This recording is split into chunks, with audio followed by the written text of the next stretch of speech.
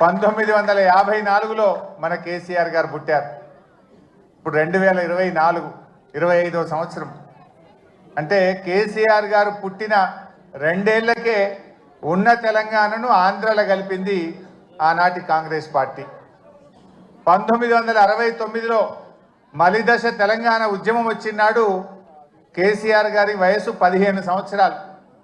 15 సంవత్సరాల వయసులో ఆనాడు 69 తెలంగాణ ఉద్యమంలో పాల్గొని జై తెలంగాణ అని పోరాడిన నాయకుడు కేసీఆర్.